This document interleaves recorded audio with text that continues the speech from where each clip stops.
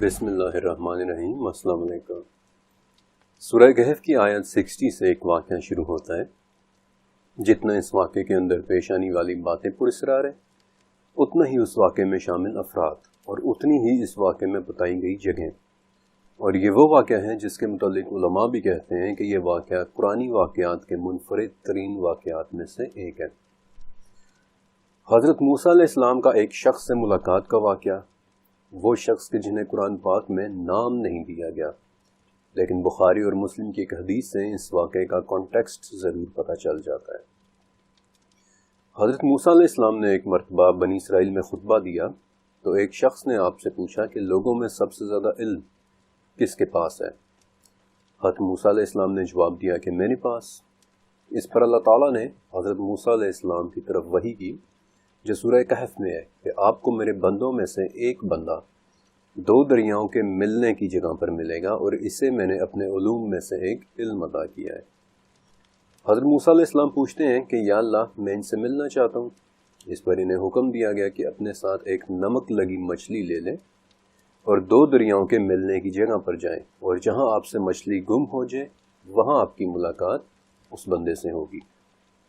کہ جسے ہم نے اپنے پاس سے خاص علم عطا کر رکھا ہے، ایک ایسا علم کہ جو آپ کے پاس نہیں ہے۔ اس کے بعد حضرت موسیٰ علیہ السلام نے اپنے ایک خادم اور ان کے ساتھ ایک نمک لگی ہوئی مچھلی لی، اور یہ دونوں سفر پہ نکلے، اور صخرہ یعنی چٹانی علاقے میں پہنچ کر وہ مچھلی زندہ ہو کر پانی میں چلی جاتی ہے۔ لیکن حضرت موسیٰ علیہ السلام کو اس بات کا علم نہیں ہوتا، اور جب آگے جا کر انہیں پتہ چلتا ہے کہ مچھلی تو پہلے ہی کہیں کھو گئی ہے،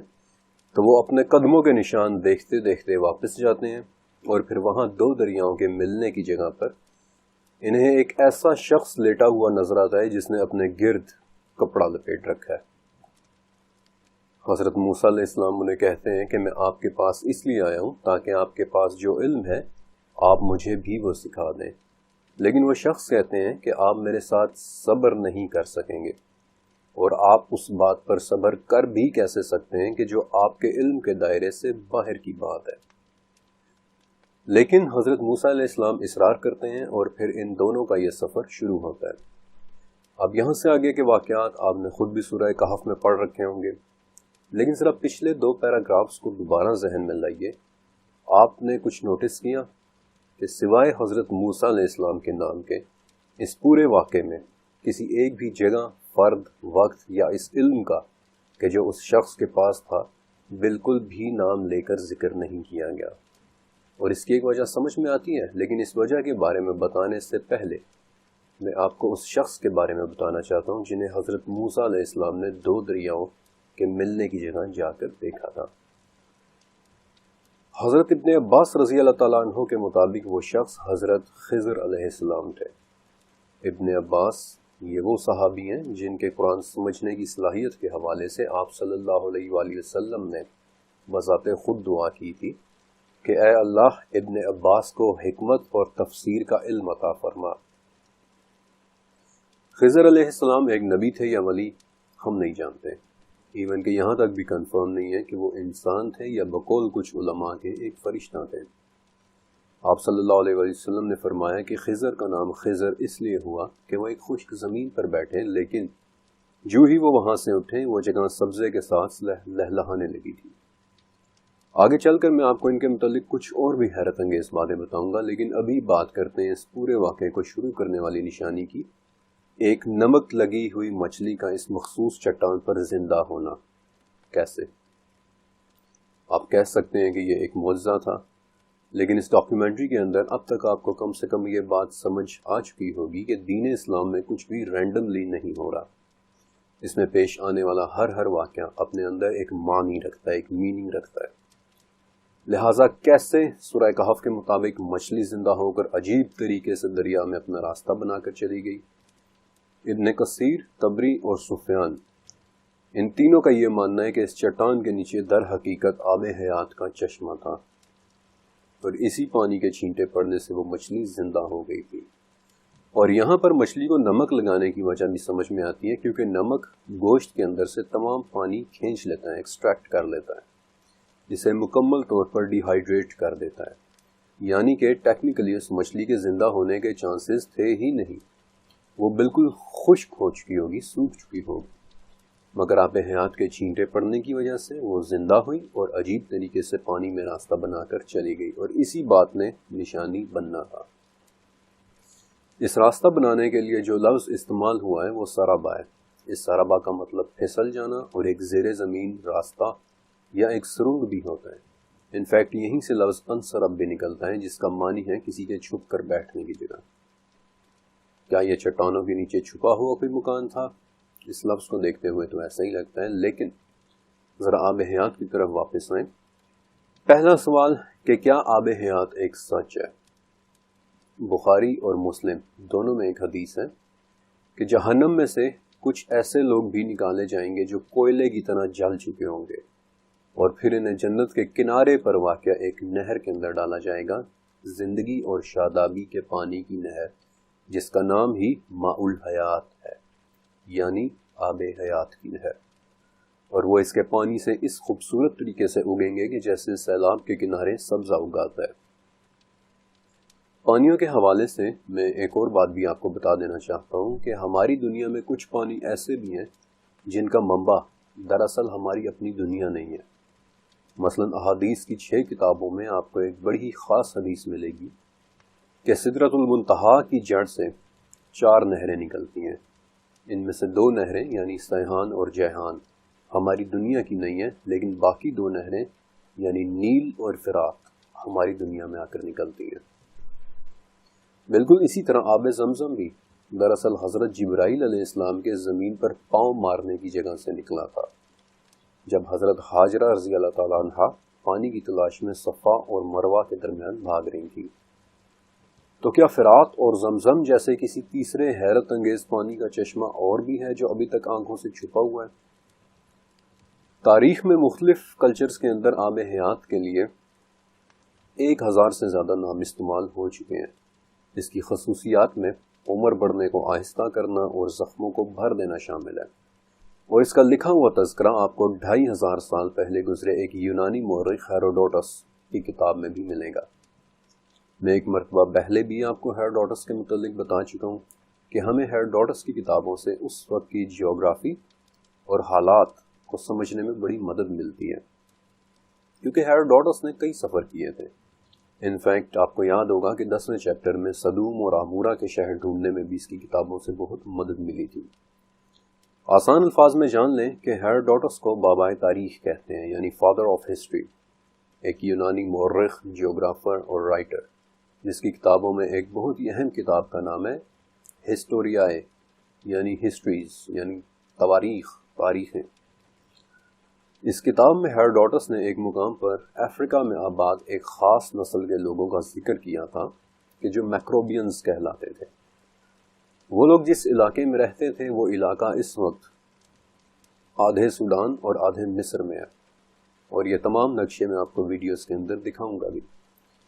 ہیروڈوٹس لکھتا ہے کہ میکروبینز بہت خوبصورت، لمبے تڑنگے، طاقتور اور بڑے جنگجو قسم کے لوگ تھے،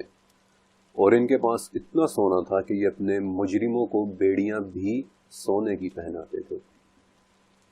میکروبینز کی جسمانی طاقت کے متعلق ہیروڈوٹس نے ایک بڑا دلچسپ واقعہ بھی لکھا ہے کہ ایک مرتبہ جب ایران کے بادشاہ کیمبیسز II نے میکروبینز کی طرف اپنا ڈیلیگیشن بھیجا، اپنا وفد بھیجا، اور یہ کہا کہ تم لوگ میری بادشاہت قبول کر لو ورنہ میں تم پر حملہ کروں گا، تو میکروبینز کے بادشاہ نے اس وفد کو اپنی کمان دی اور کہا کہ اگر تم اس کمان کو موڑ کر اس میں ڈوری ڈال لو تو میں اپنی بادشاہی چھوڑ کر تمہارے بادشاہ کا غلام بن جاؤں گا۔ اور مزے کی بات یہ ہے کہ وفد کے کسی بھی شخص میں اس کی کمان کو موڑ سکنے کی ہمت نہیں تھی۔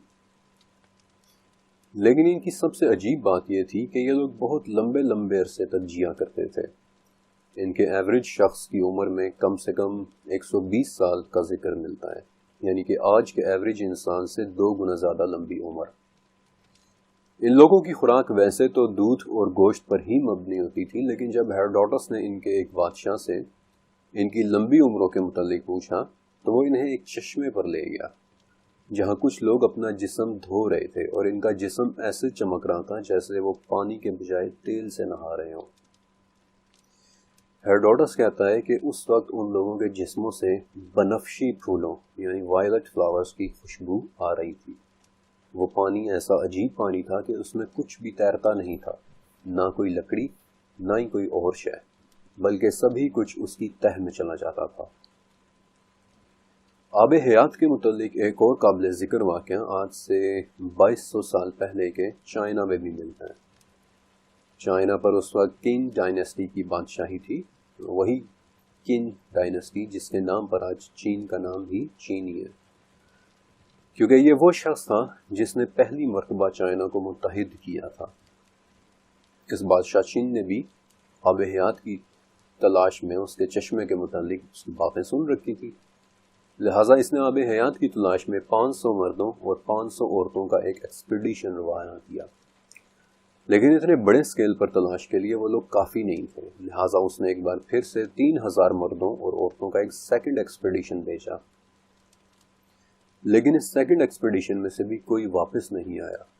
بہرحال یہی وہ ایکسپیڈیشن تھا جس میں بیسیکلی پھر جاپان دریافت ہوا تھا۔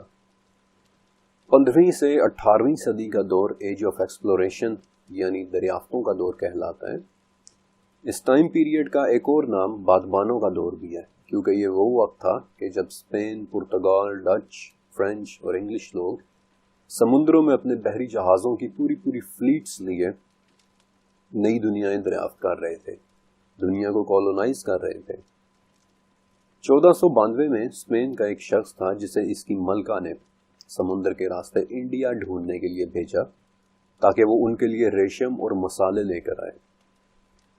لیکن وہی شخص بعد میں غلطی سے امریکہ پہنچ گیا، حالانکہ وہ وہاں پہنچ کر بھی یہی سوچتا رہا کہ شاید میں انڈیا میں پہنچ گیا ہوں۔ اس شخص کے نام سے آج آپ سبھی واقف ہوں گے، کرسٹوفر کولمبس، اور امریکہ کے مقامی لوگوں کا نام بھی ریڈ انڈینز اسی لیے ہے کیونکہ کولمبس آخری دم تک یہی سمجھتا رہا تھا کہ وہ انڈیا میں ہے۔ لیکن ملکہ ایزابیلا نے کولمبس کے بعد ایک اور ایکسپیڈیشن بھی بھیجا تھا جس کے متعلق زیادہ لوگ نہیں جانتے۔ اس مہم کو 1512 میں کیریبین کے جزائر کی طرف بھیجا گیا تھا اور اسے لیڈ کرنے والے شخص کا نام پونسے ڈے لیون تھا۔ اس ایکسپیڈیشن کی وجہ کولمبس کی کچھ رپورٹس تھیں جو اس نے ملکہ ایزابیلا کو بھیجی تھی، اور ان رپورٹس کے اندر اس نے لکھا تھا کہ میں نے کیریبین بہاماس کے علاقے میں ایک دلدلی علاقے کے متعلق سنا ہے جو 6 کلومیٹر لمبا ہے۔ اس علاقے کے شمال میں ایک ایسا تالاب ہے کہ جو ہائی ٹائیڈ یعنی مد کے دوران بھر جاتا ہے اور لو ٹائیڈ یعنی جزر کے وقت اس میں کچھ پانی بچ جاتا ہے، اور ہمیں رپورٹس ملی ہیں کہ اس تالاب کا پانی زخموں کو ٹھیک کر دیتا ہے۔ کولمبس کی ان رپورٹ سے متاثر ہو کر ملکہ ایزابیلا نے پونسے ڈے لیون کو کریبین کے جزائر میں بھیجا، جہاں وہ اگلے 8 سال تک آب حیات کے چشمے کی تلاش کرتا رہا، اور اس جنون کے پیچھے دراصل ایک حقیقی وجہ تھی بھی،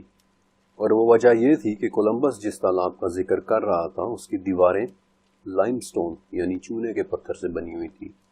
جس کا مطلب یہ ہے کہ اس پانی میں یقیناً بے انتہا کیلشیم اور میگنیشیم رہا ہوگا کہ جو انسانی جلد کی ہیلنگ کے لیے بہت مدد دیتا ہے،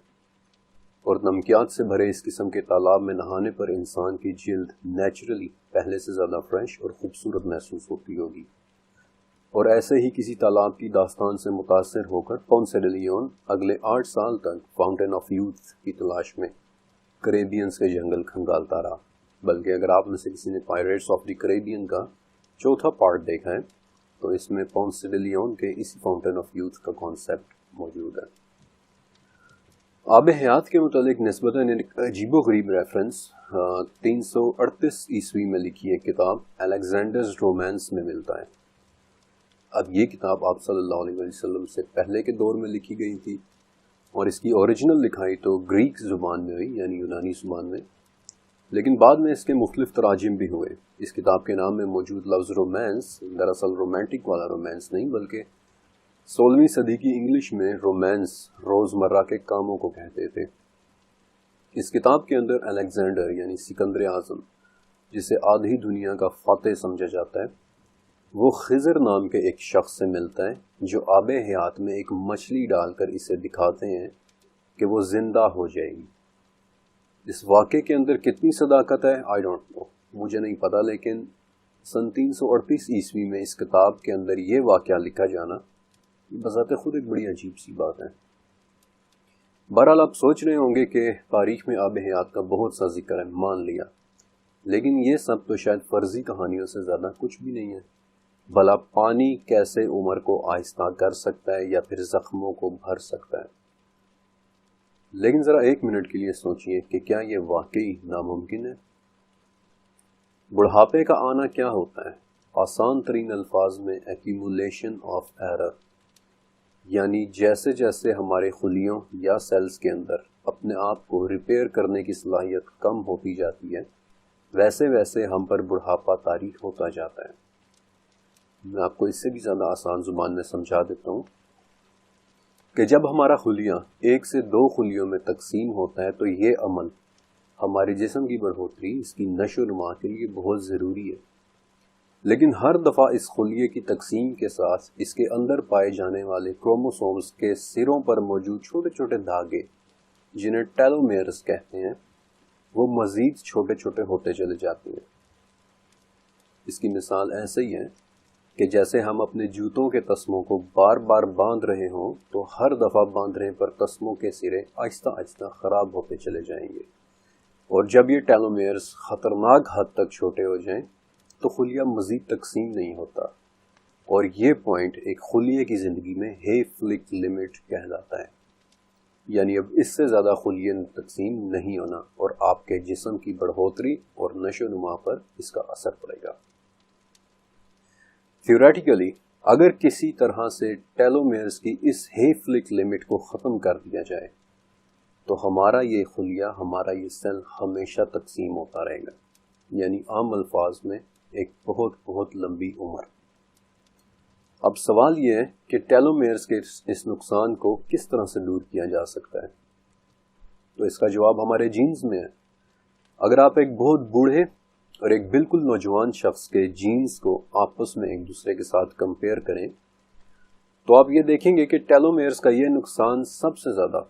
60 قسم کے جینز میں فوکس کر رہا ہے، لیکن کچھ جینز ایسے بھی ہیں جو اس نقصان کو کم کرنے کی کوشش میں مگن ہوتے ہیں، اور ایسے ہی ایک جین کا نام SIR2 یعنی سائلنٹ انفارمیشن ریگولیٹر 2 ہے۔ جب ایک ایکسپیریمنٹ کے دوران خمیر یعنی یسٹ کے ایک خلیے میں اس جین کی ایکسٹرا کاپیز ڈالی گئیں تو خمیر کی ایوریج عمر 1 ہفتے سے بڑھ کر 1.5 ہفتہ ہو گئی تھی، اور جب اسی خلیے میں سے اس جین کو مکمل طور پر ڈیلیٹ کر دیا گیا تو وہ 1 ہفتے کے بجائے صرف 5 دن تک زندہ رہ سکا تھا۔ اب یہ تمام انفارمیشن واقعی بڑی لاجواب ہے، لیکن مجھے اندازہ ہے کہ عام میں سے سبھی لوگ اتنی ٹیکنیکل گفتگو کو پسند نہیں کرتے، اس لیے میں مزید ٹیکنیکل ریسرچ کے بارے میں نہیں بتا رہا، لیکن چند عجیب اور حیران کن باتیں میں آپ کے ساتھ ضرور شیئر کرنا چاہتا ہوں کہ یہ ساری ٹیکنالوجی جینیٹک ریپیئر میکانزم کہلاتی ہے، اور ابھی ہمارے پاس اس لیول کی ٹیکنالوجی نہیں آئی کہ جو ہمارے جسم کے تمام خلیوں میں ہوئے ڈیمیج کو ریپیئر کر دے۔ البتہ ہمارے پاس کچھ ٹیکنالوجیز واقعی ایسی ہیں کہ جو بذات خود کسی حیرت کدے سے کم نہیں ہے۔ آپ سب نے اکثر پاکستان میں گرمیوں کے موسم میں چھپکلیاں نکلتے دیکھی ہوں گی اور کئی مرتبہ انہیں مارا بھی ہوگا، لیکن کبھی آپ نے نوٹس کیا ہے کہ چھپکلیوں کی دم کٹ جانے پر صرف چند ہفتوں کے اندر اس کی پوری دم واپس آ جاتی ہے۔ انفیکٹ چھپکلیوں جیسا یہ جانور ہے سیلامینڈر، جس کا جسم نہ صرف اپنی دم دوبارہ سے ریپیئر کر سکتا ہے بلکہ اپنی آنکھیں، اپنے بازو اور اپنی آنتیں تک دوبارہ سے جنریٹ کر لینے کی صلاحیت رکھتا ہے۔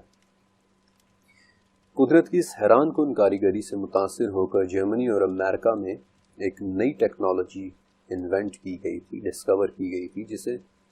ٹیشو کلچر ٹیکنالوجی کہتے ہیں،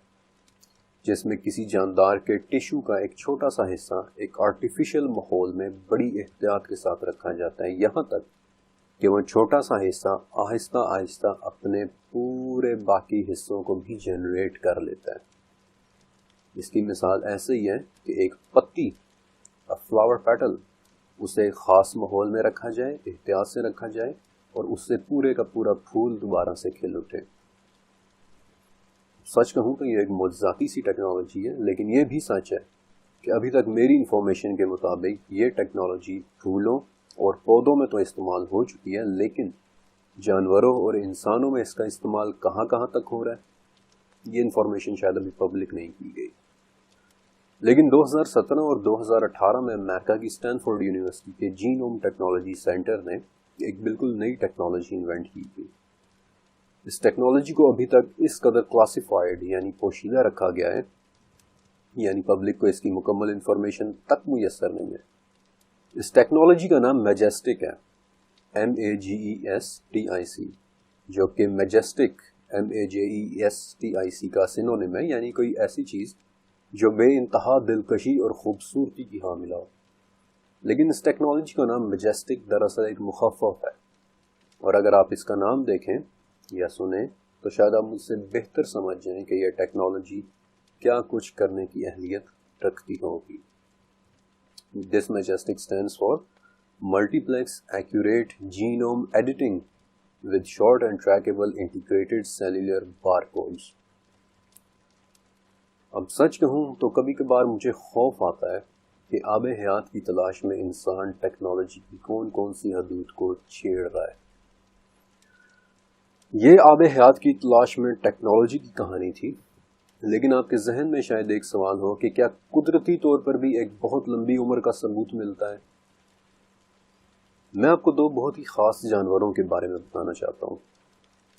میڈیٹرینین کے سمندروں میں ایک جیلی فش دریافت ہوئی تھی جس کا ویسے تو نام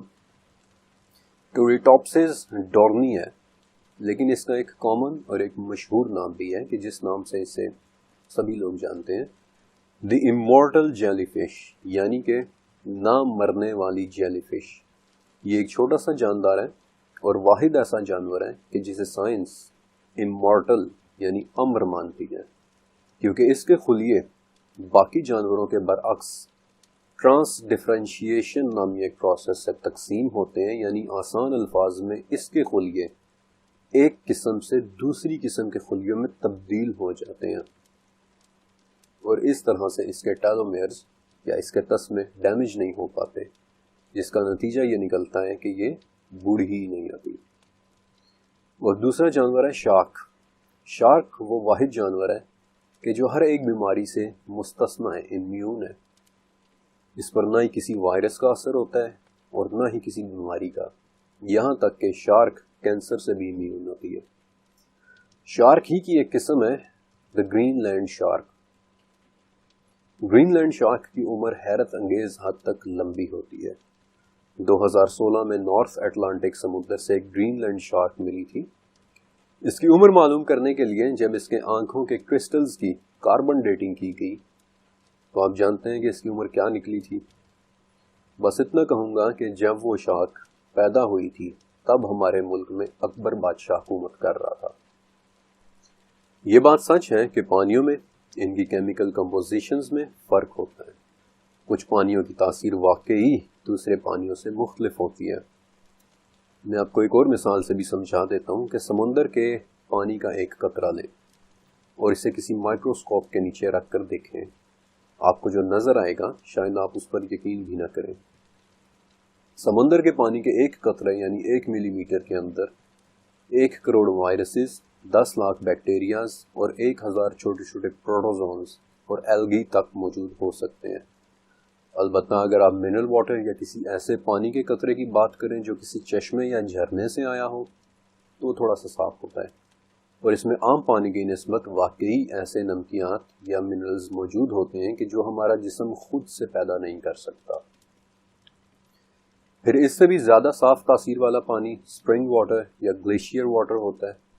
مثلا جاپان کے کوبے جھرنوں سے آیا ہوا ایک بہت سی صاف پانی جس کی 750 ml کی بوتل کی قیمت اس وقت پاکستانی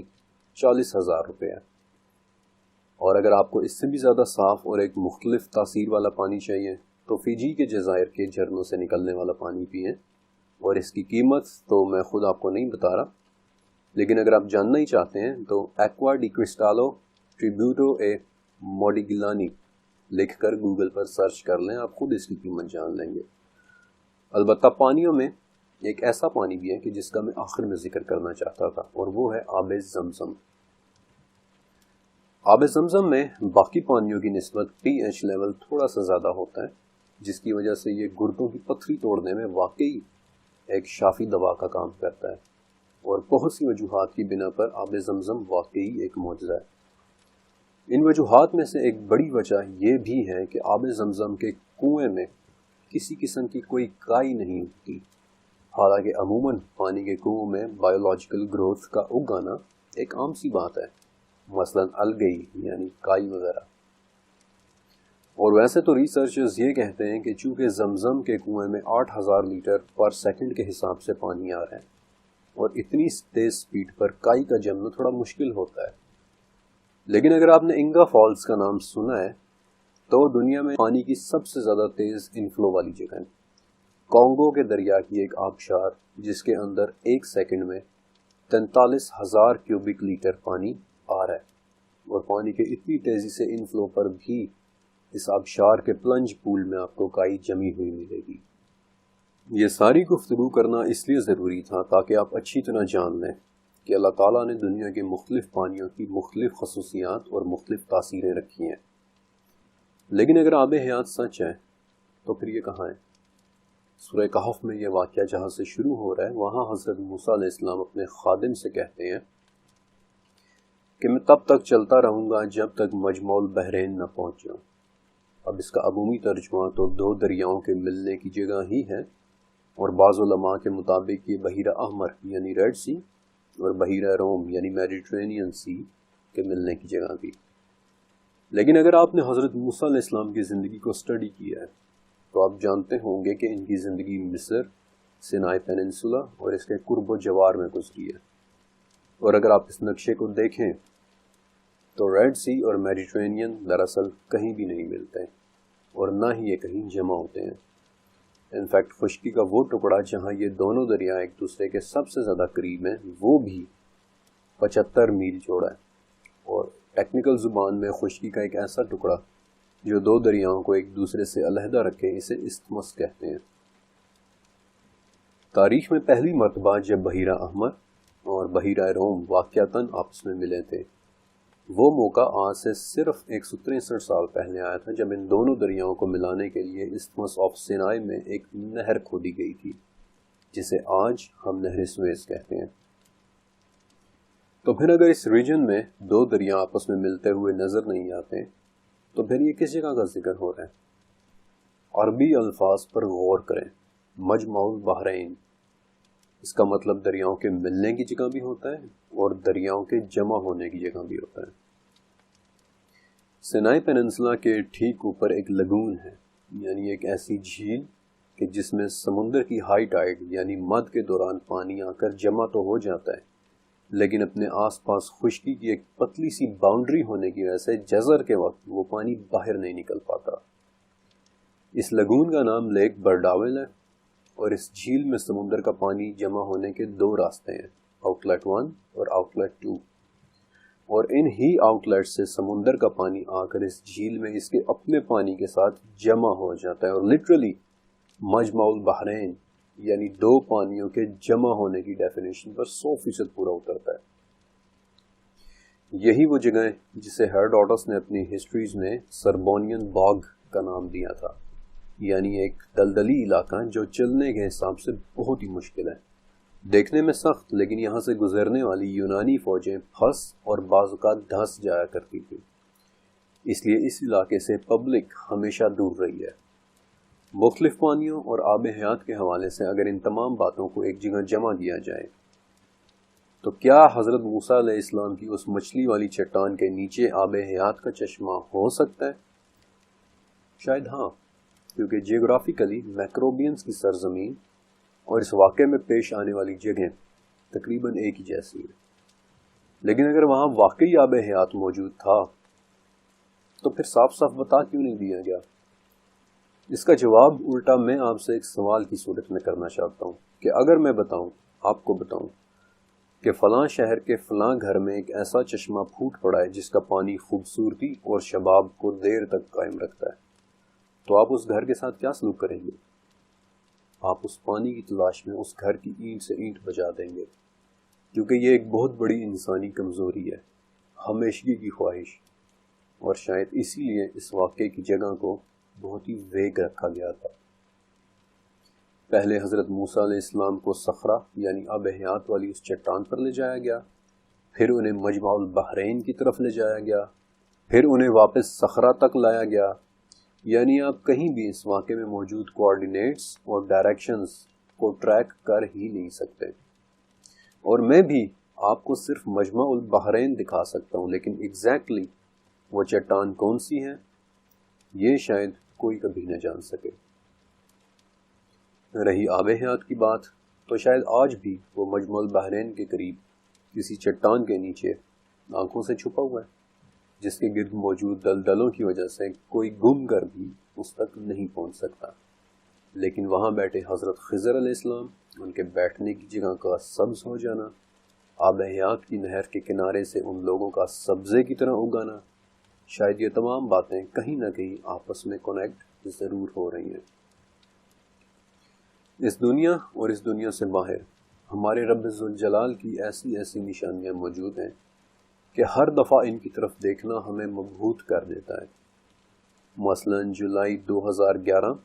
ہماری دنیا سے 12 ارب لائٹ ایئرز کے فاصلے پر پانی دریافت ہوا تھا، جو بالکل ہمارے ہی پانی یعنی H2O جیسا تھا، بس ایک معمولی سے فرق کے ساتھ، اور وہ یہ کہ اس پانی کی مقدار ہماری پوری دنیا میں موجود سمندروں کے پانی سے 140 کھرب گنا زیادہ تھی۔ خدا جانے اس عظیم الشان پانی کے ذخیرے میں کیا تاثیریں ہوں گی، اور شاید اس سے بھی اہم بات، اللہ جانتا ہے کہ اس پانی میں رب ذوالجلال کی کون کون سی مخلوقات تیر رہی ہوں گی۔ آب حیات اس واقعے کی صرف شروعات تھا۔ حضرت موسیٰ علیہ السلام جب خضر علیہ السلام سے ملتے ہیں اور انہیں وہ علم سکھانے کو کہتے ہیں کہ جو اللہ تعالیٰ نے انہیں اپنی طرف سے دیا ہے، تو خضر کہتے ہیں کہ آپ میرے ساتھ صبر نہیں کر پائیں گے، اور آپ اس پر صبر کر بھی کیسے سکتے ہیں جو آپ کے علم کے دائرے سے باہر کی بات ہے۔ حضرت خضر علیہ السلام کا یہ جواب بہت اہم تھا، کیونکہ آگے چل کر حضرت خضر علیہ السلام نے 3 کام کیے تھے۔ پہلا کام کہ جن لوگوں کی کشتی میں سفر کیا ان کی کشتی توڑ دی، حالانکہ کشتی والے بہت اچھے لوگ تھے، انفیکٹ اتنے اچھے کہ انہوں نے تو موسیٰ علیہ السلام اور خضر علیہ السلام کو مسافر سمجھ کر ان سے کرایہ بھی نہیں لیا تھا۔ یہ دیکھ کر حضرت موسیٰ علیہ السلام شرمندہ ہو گئے کہ یہ آپ نے کیا کیا، لیکن خضر علیہ السلام نے صرف اتنا جواب دیا کہ میں نے آپ کو کہا تھا نا کہ آپ میرے ساتھ صبر نہیں کر سکیں گے۔ دوسرا کام یہ کہ کچھ بچوں کو کھیلتا دیکھ کر خضر علیہ السلام نے ان میں سے ایک بچے کا سر ہی الگ کر دیا۔ یہ دیکھ کر تو موسیٰ علیہ السلام سے بالکل بھی نہیں رہا گیا، اور وہ بولے کہ یہ آپ نے کیا کر دیا، لیکن خضر علیہ السلام نے غصے سے جواب دیا کہ میں نے آپ کو کہا بھی تھا کہ آپ میرے ساتھ صبر نہیں کر سکیں گے۔ اور تیسرا کام یہ کہ کچھ نہایت ہی بد اخلاق لوگوں کے ایک گاؤں میں پہنچ کر ان کی بے انتہا بدسلوکی کے باوجود ان کے گاؤں میں موجود ایک دیوار کے جو گرنے ہی والی تھی اسے بغیر کسی معاوضے کے ٹھیک کر دیا۔ اور جب حضرت موسیٰ علیہ السلام اس پر بھی تل ملا اٹھے کہ آپ نے اتنے بد اخلاق لوگوں کے ساتھ اتنے اخلاق کا مظاہرہ کیوں کیا، تو اس پر حضرت خضر علیہ السلام نے کہا کہ بس یہاں سے آگے اب ہم ساتھ نہیں رہ سکتے۔ اور پھر حضرت خضر علیہ السلام نے حضرت موسیٰ علیہ السلام کو ان تینوں باتوں کے کرنے کی وجہ بتائی، وہ وجوہات جنہوں نے مستقبل میں ہونا تھا۔ مثلا کشتی کو اس لیے توڑا کیونکہ آگے اسے ایک بادشاہ نے پکڑ لینا تھا، بچے کو اس لیے مارا کیونکہ اس نے اپنے ماں باپ کے لیے آگے چل کر ایک فتنہ بچ جانا تھا، اور دیوار کو اس لیے ٹھیک کیا کیونکہ اس دیوار کے نیچے ایک ایماندار شخص کی اولاد کی دولت چھپی ہوئی تھی جسے انہوں نے آگے چل کر استعمال کرنا تھا۔ بلکہ اس پر آپ صلی اللہ علیہ وسلم نے بھی کہا تھا کہ اللہ تعالیٰ حضرت موسیٰ علیہ السلام پر رحم کرے، کاش وہ تھوڑا سا اور صبر کر لیتے تو اور کیا کیا واقعات دیکھ لیتے۔ اب ایک سوال جو تقریباً ہر ذہن میں آتا ہے کہ حضرت خضر علیہ السلام کو اللہ تعالیٰ نے ایسا کون سا علم عطا کیا تھا کہ جسے قرآن پاک میں ہمارے علوم میں سے ایک علم کہا گیا ہے۔ آپ کو پتہ ہے کہ جب حضرت موسیٰ علیہ السلام نے خضر علیہ السلام نے سے ان کا علم سیکھنے کے بارے میں درخواست کی تھی، اور جب یہ دونوں کشتی میں بیٹھے ہوئے تھے تو اس وقت ایک پرندہ آیا تھا، اور اس نے پانی میں چونچ ڈال کر اپنے منہ میں پانی بھرا تھا اور اڑ گیا تھا۔ اس پر خضر علیہ السلام نے موسیٰ علیہ السلام سے کہا تھا کہ جو علم مجھے اور آپ کو عطا کیا گیا ہے وہ اللہ کے علم کے مقابلے میں ایسا ہی ہے جیسے اس پرندے کی چونچ کا پانی اور یہ سمندر۔ سچ کہوں تو اللہ تعالیٰ کے علم کے بارے میں سوچتے ہوئے اب مجھے اندازہ ہو رہا ہے کہ جب اللہ تعالیٰ اپنے علم سے کوئی حکم صادر کرتے ہیں تو فرشتوں کے دلوں پر گھبراہٹ کیوں طاری ہو جاتی ہے، کیونکہ اللہ رب العزت کے علم اور مرتبے کے سامنے اپنی اوقات کا احساس واقعتاً گھبراہٹ طاری کر دیتا ہے۔ حضرت خضر علیہ السلام کے پاس ایگزیکٹلی وہ کون سا علم تھا یہ شاید ہم کبھی بھی نہیں جان سکے۔ اگر وہ وحی تھی تو حضرت موسیٰ علیہ السلام خود بھی پیغمبر تھے، وحی تو ان کے پاس بھی آتی تھی، بلکہ وحی کیا، حضرت موسیٰ علیہ السلام پر تو پوری کی پوری توریت نازل ہوئی تھی، بلکہ توریت بھی کیا، موسیٰ علیہ السلام تو وہ ہستی ہیں کہ جن کے ساتھ اللہ تعالیٰ نے بذات خود کلام کیا ہے۔ تو پھر ایسا کون سا علم تھا جس کے ذریعے خضر علیہ السلام یہ دیکھ لیتے تھے کہ فلاں لڑکے نے آگے چل کر اپنے والدین کو فتنے میں مبتلا کرنا ہے، یا پھر فلاں بادشاہ نے آگے چل کر کشتی کو ضبط کر لینا ہے، یا پھر فلاں لڑکوں نے آگے چل کر دیوار کے نیچے موجود خزانے کو نکالنا ہے۔ ہم اس ایگزیکٹ علم کے بارے میں نہیں جانتے، لیکن ایک بات تو واضح ہے کہ اللہ تعالیٰ نے حضرت خضر علیہ السلام کو وقت کی سمجھ دے رکھی تھی۔ انفیکٹ انہوں نے شروع ہی میں یہ بات حضرت موسیٰ علیہ السلام کو بتا دی تھی کہ آگے چل کر آپ میرے ساتھ صبر نہیں کر سکیں گے۔ خضر علیہ السلام ٹائم یا وقت میں آگے اور پیچھے سفر کر رہے تھے یا نہیں ہم نہیں جانتے، لیکن کیا ٹائم ٹریول ممکن ہے؟ چیپٹر کے اگلے حصے کے اندر میں آپ کو ٹائم ٹریول ہی کے متعلق کچھ بتاؤں گا۔